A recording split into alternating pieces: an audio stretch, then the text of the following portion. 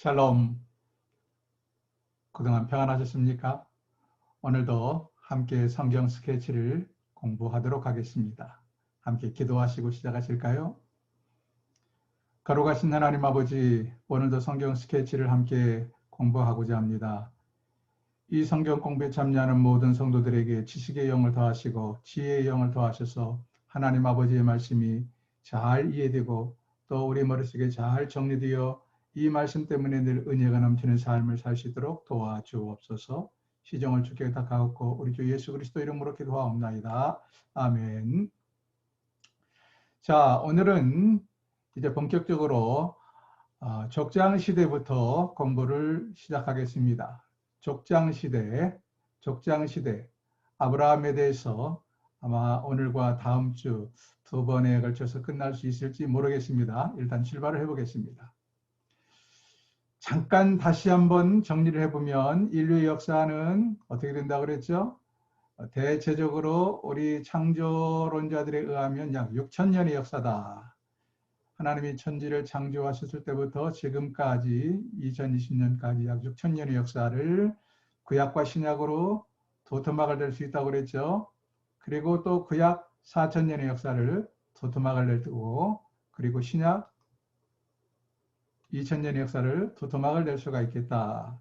그래서 이제 네 토막을 낸 것을 우리는 큰 틀이라고 그래요. 큰 틀. 이것은 저자가 이렇게 짠 것입니다.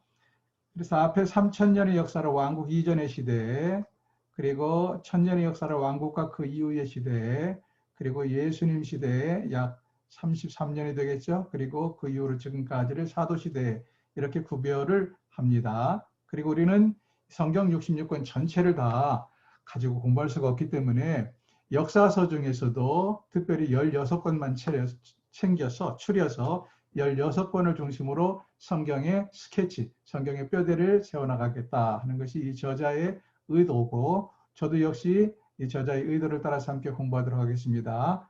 그런데 이 3,000년의 역사를 이렇게 딱 하나의 큰 틀만 가지고는 너무나 어렵기 때문에 이 밑에 중간 틀들을 다시 짜기로 했죠. 그래서 왕국 이전의 시대 3,000년의 역사는 중간 틀로 7개를 짜게 되고, 왕국과 그 이후 시대는 4개로 짜게 되고, 예수님 시대는 예수님이 워낙 중요하기 때문에 5개로 중간 틀을 짜게 되고, 사도 시대 역시 7개로 중간 틀을 짜겠다. 이렇게 말씀을 드렸습니다. 그 중에서 오늘 우리는 여기 족장시대, 세 번째 중간틀, 족장시대 중에서, 족장시대도 너무 많아요. 그래서 다 하는 것이 아니라 그 중에서 아브라함에 대해서 함께 공부하겠다는 것입니다. 이 3,000년의 역사가 너무 길기 때문에 이것을 중간틀만 가지고도 어려워서 23개의 작은 틀을 다시 짜게 됩니다. 23개의 작은 틀, 그리고 왕국과 그 이후의 시대도 23개의 작은 틀을 짜겠다. 이렇게 말씀을 드렸고, 왕국 이전의 시대에 7개의 중간틀과 23개의 작은 틀을 지도를 가지고 설명을 드리겠고요. 그리고 왕국과 그 이후의 시대는 주로 도표를 가지고 설명을 드리겠고, 예수님 시대도 지도를 설명을 하고 사도 시대도 지도를 가지고 설명하겠다. 이것을 너무 복잡하니까 이거 왕국 이전의 시대, 창세기, 출애굽기, 민수기, 여호수아, 사사기 이렇게 매번마다 나오면 우리의 머리가 아프기 때문에 이 큰 틀을 이미지화하면, 큰 틀을 딱 이미지화하면 막대 하나로, 파란 막대 하나가 위에 붙어 있어요. 왕국과 그 이후 시대는 아직 설명을 안 드렸는데 빨간 막대가 몇 개가 있고, 예수님 시대에 파란 막대 밑에 있고, 사도 시대에 파란 막대가 밑에 있는데 화살표로 되어 있다. 이걸 보시면, 이 이미지를 보시면, 이것이 왕국 이전의 시대의 3,000년의 역사구나. 이 빨간 이 막대기들을 보면 왕국과 그 이후 시대 1,000년의 역사구나. 예수님 시대에 33년의 역사구나. 2000년 동안의 사도 이후의 시대구나. 이렇게 여러분이 이해하시면 됩니다. 자, 보세요. 이게 얼마나 중요한가를, 이것을 가지고 우리가 주요 내용만, 전체가 아니라 주요 내용만 파악하겠다 말씀을 드렸죠. 여기까지 큰 틀, 중간 틀, 작은 틀을 이미지 하나로 앞으로는 표시합니다. 그래서 이게 중요해요. 보실까요? 자, 떴습니다. 이게 뭐라고요? 왕국 이전의 시대. 이건 빨간 것은 왕국과 그 이후의 시대. 이건 예수님 시대. 이건 사도 시대. 여긴 잘못됐어요. 화살표가 계속 나가야 되는데, 왕국 이전의 시대 3000년, 왕국과 그 이후 시대 1000년, 예수님 시대 33년, 사도 시대 2000년을 말하고 그 정도는 정리가 되어야 됩니다. 네. 왕국 이전의 시대를 이제 어떻게 하겠다고요? 다시 중간 틀 7개를 가지고 설명을 하겠다 그랬죠. 그래서 중간 틀을 설명을 하고 중간 틀이 너무 많기 때문에 너무 중간 틀도 커서 그 밑에 23개의 작은 틀을 나누겠다 그랬죠. 그래서 23개의 작은 틀은 주로 지도를 가지고 설명합니다. 여기 지금 지도 한 장이 펼쳐져 있어요. 구약의 시대적인 배경을 나타내는 지도. 여기 애굽이 있고 다 설명했지만 여기는 지중해라고 그랬죠. 여기는 어디쯤 돼요? 여기가 바로 이란 그리고 이라크 그렇게 있습니다. 이것은 티그리스 강이고 유프라데스 강이고. 자, 이것을 가지고 왕국 이전의 시대는 이제 7개의 작은 틀로 중간 틀로 나눈다고 그랬죠. 자, 중간 틀은 이제 설명합니다. 검은 원 이만큼에서 이 범주 내에서 아담 시대가 열렸어요. 창세기 1장부터 5장까지. 두 번째 중간 틀은 노아 시대, 창세기 6장부터 11장까지 주요 활동 무대는 아담 시대와 거의 똑같습니다. 그리고 세 번째 중간 틀은 족장 시대, 아브라함의 하란에서부터 가나안에 도착하고 그리고 아브라함의 후손들 에서 그리고 야곱 그리고 요셉에 이르기까지 요셉이 국무총리가 되면서 애굽으로 내려간 시기까지 애굽에 내려가서 사는 시기까지를 족장시대 약 500년이라고 그랬죠. 창세기 12장부터 50장까지 기록이 되어 있고요. 그 다음 애굽에서 어떻게 합니까? 430년 후에 출애굽을 하죠. 출애굽 시대에 출애굽기 1장부터 15장까지 다섯 번째 중간틀은 광야 시대 출애굽기 15장 이후 그리고 민수기 전체와 레위기 신명기가 여기에 대한 기록이죠. 그 다음 모압 평지에서 모세가 죽고 나서 여호수아가 지도자가 되어서 정복 시대. 그래서 여호수아가 지도자가 되어서 정복하던 시대라 여호수아 전체가 기록이 되어 있다. 그리고 여호수아 이후에 사사 시대가 열리죠. 사사 시대에 가나안 땅을 확장해 나가고 사사들이 통치하던 시대, 사사기에 기록이 되어 있습니다. 그 중에서 오늘 우리는 어디를 공부한다고요? 세 번째 족장 시대. 창세기 12장부터 50장까지가 족장 시대에 대한 기록인데 그 중에서 족장하면 아브라함, 이삭, 야곱, 요셉까지라고 그랬죠. 오늘 다 할 수 있는 것이 아니고 그 중에서 아브라함에 대해서만 함께 보겠습니다. 그런데 이 30분 내에 아브라함에 대해서 할 수가 없기 때문에 아마 2시간, 어쩌면 3시간이 될지도 모르겠어요. 가능한 한 2시간 내에 끝내려고 그러는데 안 되면 3시간을 하겠습니다. 창세기 12장부터 24장까지를 함께 공부하게 될 것입니다. 오늘은 좀 성경을 펼쳐놓고 함께 보아가는 것이 좋겠어요. 창세기 12장부터 필요한 부분만 다 천천히 읽어 나가면 좋지만 그럴 시간적인 여유는 없고 저와 함께 필요한 부분만 성경을 찾아가면서 보시는 것이 성경을 이해하는데 그리고 큰 그림을 그리는데 도움이 되겠습니다. 자, 성경 옆에 놓으시고 펼쳐놓으세요. 창세기 12장을 펼치시기를 바랍니다. 성경을 공부하는데 성경을 읽어야죠. 그리고 성경이 옆에 있어야죠. 성경이 주 교재입니다. 사실은 성경을 잘 이해하기 위해서 우리는 지금 이 성경 스케치라는 프로그램을 가지고 성경을 공부하는 것이지 주객이 전도되면 안 됩니다. 창세기 12장 펼치셨나요? 창세기 12장 보면 11장에 데라가 205세가 되어 하란에서 죽었더라 이렇게 끝났어요. 그리고 창세기 12장 1절을 보십시오. 여호와께서 아브라함에게 이르시되 너는 너희 고향과 친척과 아버지의 집을 떠나 내가 너에게 보여줄 땅으로 가라. 자, 많은 오해가 있을 수 있어요. 마치 이 말씀이 데라가 205세가 되어서 하란에서 죽은 다음에 여호와께서 아브라함에게 하란에서 나타나셔서 하란을 떠나서 내가 너에게 지시할 땅으로 가라 이렇게 이해하기가 쉽습니다. 그러나 이에 앞서서 말씀드린 것처럼 갈대아 우르에서 부르셨다. 뒤에 그렇게 분명하게 기록이 되어 있어요. 갈대아 우르에서 너를 불러낸 하나님이라고. 아브라함을 갈대아 우르에서 불러내셨다는 말씀을 드렸고요. 하란에서 부른 것이 아니고 아버지 데라와 함께 나왔기 때문에 아마도 아버지 데라가 나이가 많아서 더 지체하기가 어렵고 그래서 하란에 머물게 하시고 아마도 하란에서 정확하게는 모르지만 맥시멈 한 5년 정도 머무르지 않으셨나 생각이 돼요. 왜냐하면 아브라함이 70세에 소명을 받고 75세에 하란을 떠나거든요. 그러면 아마 한 맥시멈 5년 정도 짧으면 뭐 1, 2년, 2, 3년 이렇게 머무르지 않았는가 생각이 되고요. 제가 성경을 연구해 본 결과로는 데라가 죽기 직전에 데라는 하란에 남겨두고 아브라함이 그의 조카 롯과 그의 아내를 데리고 하란을 떠났습니다. 이때 나이가 몇 살이냐? 75세입니다. 바로 12장은 그 이야기입니다. 여호와께서 아브라함에게 이르시되 세 가지를 약속하시네요. 하란에 있을 때 부르시면서 세 가지를 약속합니다. 첫 번째, 내가 내게 보여줄 땅으로 가라. 1절에 땅에 대한 약속. 두 번째, 2절, 내가 너로 큰 민족을 이루고 자손에 대한 약속. 큰 민족을 이루고. 세 번째, 내게 복을 주어 내 이름을 창대케 하리니 복을 주어 너는 복이 될지라.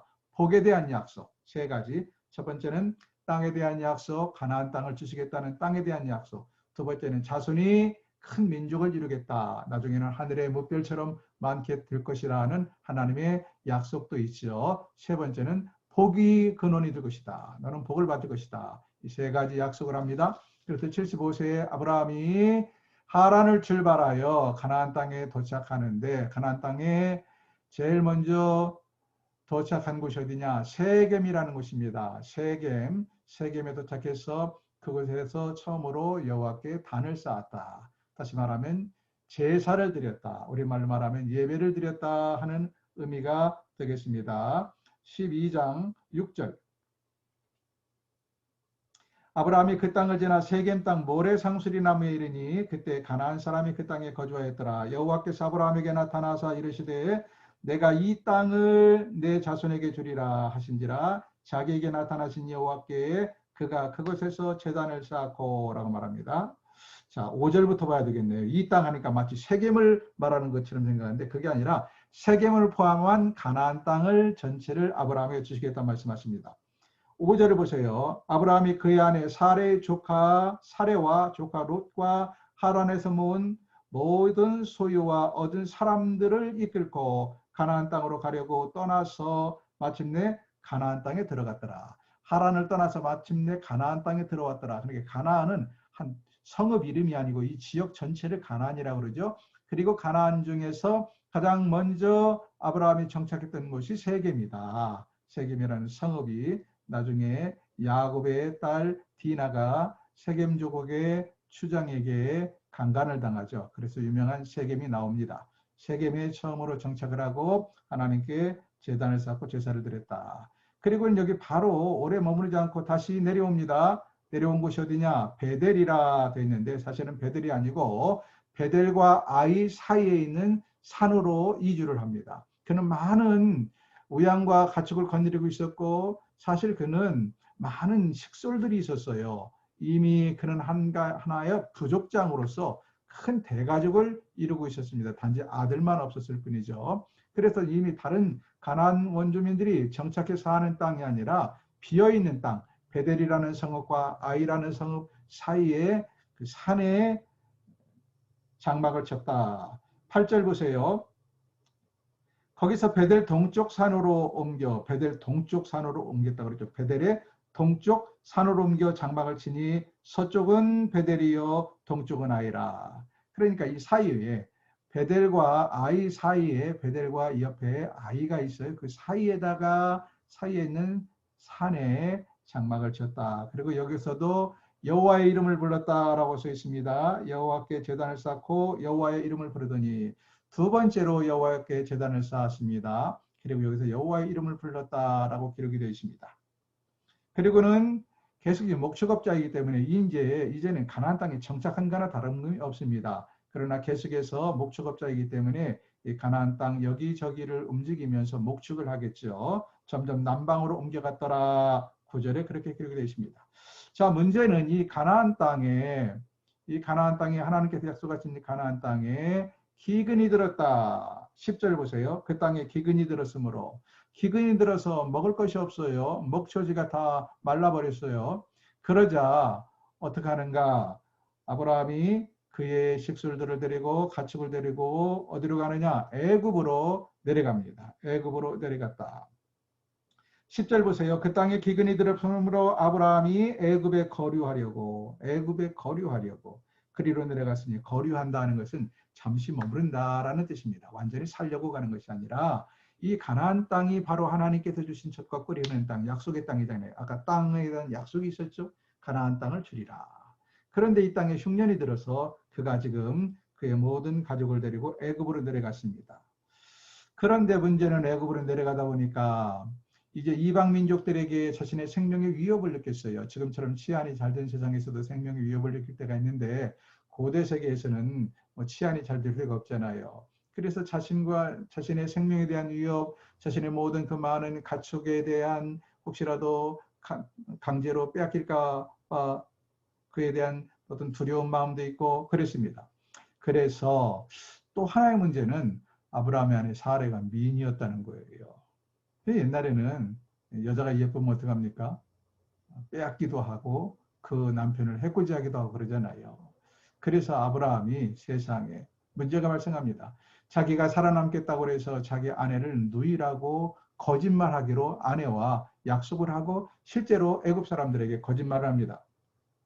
11절 보세요. 그가 애굽에 가까이 이르렀을 때에 그의 아내 사레에게 말하되 내가 알기에 그대는 아리따운 여인이라. 애굽 사람이 그들을 볼 때에 이르기를 이는 그의 아내라, 아브라함의 아내라 하여 나는 죽이고 그대는 살리리니. 예, 이 예쁜 여자를 차지하기 위해서 남편을 죽이고 너는 남의 아내가 될 것이다. 이게 겁이 났던 거예요. 그래서 13절 원하건대 그들은 나의 누이라 하라. 그러면 내가 그대로 말미암아 안전하고 내 목숨이 그대로 말미암아 보존되리라니라. 그래서 결국은 어떻게 됩니까? 얼마나 예뻤는지 애굽의 일반 백성들이 아내를 사례를 탐낸 것이 아니라 애굽의 왕인 바로가 아브라함의 아내 사례를 탐입니다. 그래서 정말로 누이라는 말만 듣고 이 아브라함의 아내를 후처로, 그러니까 뭐 왕들이니까 왕비가 여럿이잖아요. 후궁으로 드리려고 아예 딱 약조를 합니다. 여러분, 세상에 이런 일이 다 벌어집니까? 자신에게 생명의 위협을 느끼고 혹시라도 어떤 신변상의 어려움이 있을까 봐서 자기 아내를 누이라고 거짓말하는 이 아브라함의 모습을 보십시오. 왜 이런 일이 생겼을까요? 하나님께서 주신 젖과 꿀이 흐르는 땅, 약속의 땅, 그리고 그렇게 어려움을 겪고 도착한 이 가나안을 버리고 떠났기 때문에 이런 어려움을 겪게 됩니다. 여러분, 우리가 지켜야 될 신앙의 그 약속을 끝까지 지켜야 됩니다. 잠시 어려움이 온다 해서 그것을 버리면 아브라함처럼 큰 시험에 빠진다. 하나님께서 직접적으로 강권적으로 개입하셔서 바로의 마음을 책망하고 바로로 하여금 아브라함의 아내에게 손을 대지 못하게 막으셨기 때문에 아브라함의 아내가 정조를 지켰지, 하마터면 큰일 날 뻔한 사건이 여기 애굽에서 생깁니다. 참고로 여기 보면 애굽의 왕을 바로라 이렇게 말하죠. 바로. 여러분, 바로. 근데 바로는 여러분 듣죠? 여기 아브라함 시대에도 애굽의 왕을 바로라 그랬고, 그리고 출애굽 시대에도 모세 시대에도 애굽의 왕을 바로라 그럽니다. 이 바로는 한 특정인을 가리키는 게 아니고요. 예컨대 지금 같으면 우리나라 최고 통치권자를 뭐라 그러죠? 대통령이라 그럽니다. 대통령. 뭐 그런가 하면 이제 또 영어로는 미국의 대통령을 대통령이라고 그러나요? 프레지던트라고 그러고 우리말로 그냥 대통령이라고 번역을 할 뿐이죠. 중국 같은 경우는 주석이라고는 말을 합니다. 옛날 고대 왕국 중국에서는 최고의 통치권자를 뭐라 그래요? 황제라고 그랬죠. 황제. 로마 제국에서도 황제라고 그러고, 또 일본에서는 천황이라고 그러고, 또 지금 이펑군 주제에서는 또 수상이 최고의 물론 왕이 있긴 하지만 수상이 실제로 통치권자이죠. 이처럼 최고의 통치권자를 부르는 이름, 애굽에서는 그 이름이 뭐냐? 바로 바로입니다. 바로. 그렇게 이해하시면 되겠습니다.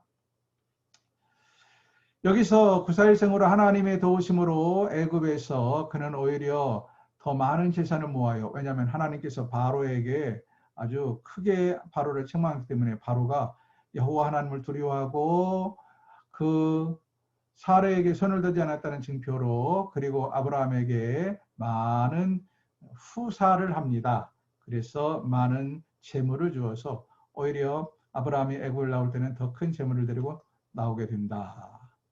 베델로 돌아옵니다. 자, 베델에 돌아와서 다시 약속의 땅에 돌아와서 13장에서 크게 두 가지 사건이 기록이 되어 있습니다. 13장에 보면 첫 번째는 롯과 이별한다. 롯과 이별한다. 왜 롯과 이별하죠?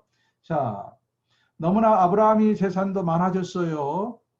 지금 하나님께서 복을 주셔서 그의 가족들이 많이 번창을 했고 애굽에 내려가서 오히려 숫자가 더 늘었고 시간이 지나면서 가족들이 더 점점 더 수요가 듭니다. 아브라함의 재산도 많고 거기다가 또 조카 롯의 재산도 너무 갈수록 많아지는 거예요. 목초지는 한정이 되어 있는데 롯과 아브라함이 같은 목초지에서 이제는 목축업을 할 수 없게 되었어요.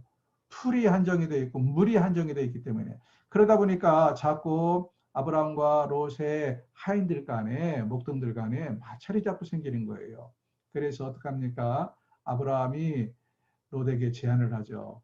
조카야, 우리가 남이가 우리가 그 어려움을 무릅쓰고 갈대아 우르에서부터 장장 2000km를 떠나서 여기까지 왔는데 우리가 남이냐? 그런데 우리가 그 재산 문제 때문에 이 가축 문제 때문에 우리의 하인들끼리 서로 싸우고 너와 내가 감정 상해서 되겠느냐.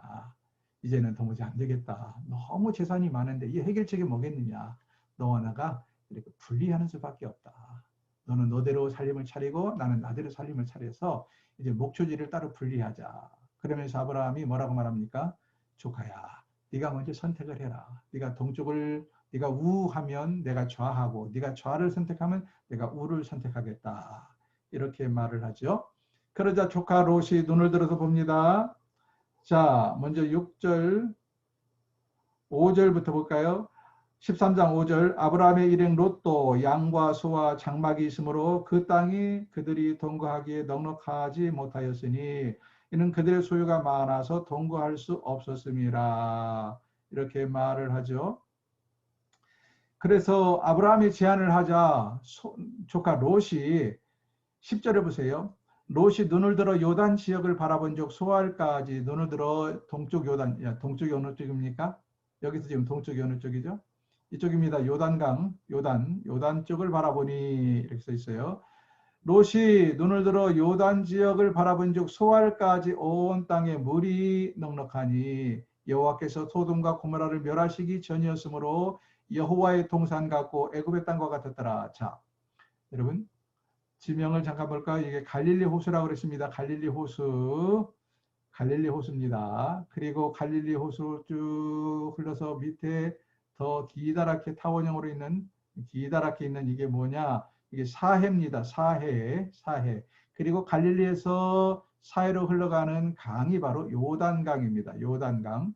요단 들녘을 여기서 바라보니 어떻다고요? 물이 넉넉하고 땅이 기름졌다 하는 것입니다. 여기 보면 소돔과 고모라를 멸하시기 전이었으므로 라고 말하죠. 소알까지 온 땅에 물이 넉넉하다. 소알이라는 지역 이름이 나오고 소돔이 나오고 고모라가 나오죠. 자, 이 사해 소돔과 고모라가 어디냐면요. 이제 14장에서도 나오겠지만 소돔과 고모라가 이 사해의 이 동쪽입니다. 이쪽에 소돔이 있고 그리고 그 이쪽에 고모라가 있고 그리고 그 옆에 소알이 있고 여기에 그래서 5개의 도시가 형성이 이미 돼 있었습니다. 5개의 도시 국가가 형성이 돼 있었어요. 여기서 베델에서 바라보니 이쪽이 기름지고 물도 많았다. 그래서 요 롯이 먼저 이쪽 동쪽을 선택합니다. 그래서 소돔과 고모라 쪽을 선택해서 소돔 쪽으로 이사를 가게 되죠. 그의 가족들을 데리고 이사를 가서 소돔에 정착을 합니다. 소돔에 정착을 했어요. 누가? 롯이. 자, 조카 롯이 소돔 쪽으로 기름진 땅으로 살기 좋은 땅으로 떠나고 나니까 아브라함이 너무 허전했어요. 그래도 조카 롯에게 네가 먼저 선택해라 했지만 그래도 어떤 생각에 롯이 조카가 아이고 삼촌이 먼저 선택하셔야죠. 제가 어떻게 먼저 어린 사람이 먼저 선택합니까? 라고 말할 줄 알았는데 롯이 그냥 꼴깍 받아 먹어버렸어요. 그래서 아마 아브라함이 마음이 많이 상해 있었던 것 같아요. 또 뭐 그 위에도 조카 롯을 떼어보내고 어떤 외로움도 있었겠죠. 석별의 외로움도 있고. 아무튼 아브라함이 이렇게 컨디션이 다운되어 있을 때 하나님께서 나타나십니다. 하나님이 찾아오십니다. 하나님이 찾아오셔서 14절 보시면 롯이 아브라함을 떠난 후에 여호와께서 아브라함에게 이르시되 하나님이 방문하셨어요. 너는 눈을 들어 너 있는 곳에서 북쪽과 남쪽과 그리고 동쪽과 서쪽을 바라보라. 보이는 땅을 내가 너와 내 자손에게 주리니 영원히 이르리라. 그리고 내가 너의 자손이 땅에 티끌 같게 하리니 사람이 땅에 티끌을 등에 셀 수 있는데 내 자손도 세리라. 자, 무슨 말입니까? 베델에서 조카 롯이 떠난 다음에 천사가 찾아와서 하나님께서 찾아오셔서 아브라함을 위로하면서 말씀하시는 거예요. 아브라함아, 속상하니? 아브라함아, 롯이 떠나서 외로우니? 내가 너는 동서남북을 눈을 들어 바라봐라. 이 모든 땅을 너와 내 후손에게 줄 것이다. 그리고 너희 자손이 여기에 얼마나 많은지 티끌처럼 그렇게 번창하게 될 것이다. 라고 하나님께서 약속을 하십니다. 자, 소돔과 고모라로 내려간 롯은 어떻게 됐을까요? 여기서 그는 육신의 눈으로 이 땅을 차지하고 재밌게 살았으면 얼마나 좋았을까요만은 여러분 인간의 눈으로 정욕의 눈으로 세상을 판단하고 나아간 사람 결코 잘 되는 일 없습니다. 소돔과 고모라에 가서 어떤 일이 벌어지는가?